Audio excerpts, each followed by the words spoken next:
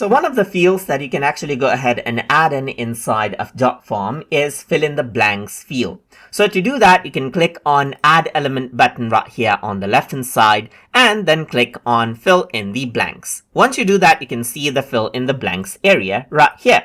So over here, you can go ahead and type in whatever you want. So let me just go ahead and then let's say, for example, erase all of this. I can simply go ahead and then let's say, for example, say something like my name is right here. And then I can go ahead and add in a full name field right here. My name is first name and last name, and I live in right here, just like this. And you can go ahead and then add an address, let's say, for example, right here, just like this. So you can go ahead right here and remove out certain things right here. And then let's say, for example, my name is first name and last name. Let's say, for example, now I'm going to press comma right here. I live in this area and I like to, let's just go ahead and add in a text right here. Let's say, for example, right here. So I'm just going to add in a field and I'm going to go ahead and add in a short text right here. And then after that, I'm going to go ahead and say,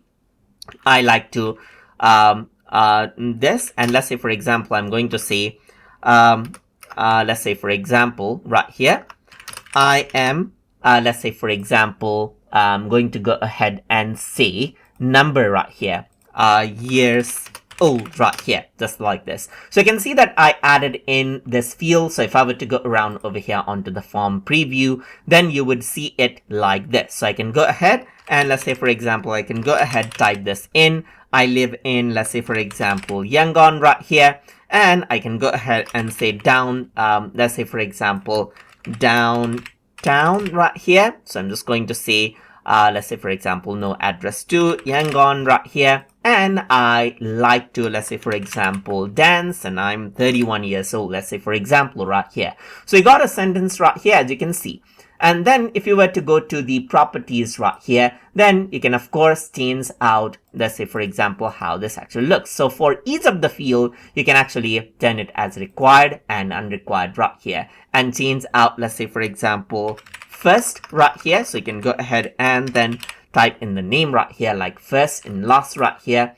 And then this is what you have. As you can see, you got first, last, you can mark it as required. And for each of the fields right here, you can see that you get different options, like you can enable and disable the city and the address right here, as you can see, as per the requirement. And then go for the advanced, so you can go ahead and so full text in email, shrink it out, and so forth. So for each of these fields right here, you can see that you can go ahead and move it to a new line, hide the field, as you can see right here, just like this, and so forth. So these are the fill in the blanks properties, as you can see, and you got the fields right here. As you click on it, you can see that depending on the field, you get the specific properties for that particular area in the fill in the blanks field.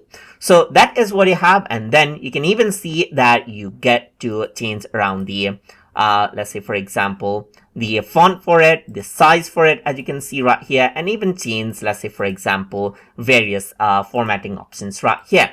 So once you go ahead and choose that, as I were to go in the form now, this is what you have. So you can go ahead and type in whatever you want, and then when you submit it, the data will be collected accordingly. So if you are trying to make a contract or so forth and don't want a traditional form, you can actually go ahead and then use the fill in the blanks section just like this. So that is how you can go ahead and use the fill in the blanks field inside of Jotform. So I hope you guys learned something as always.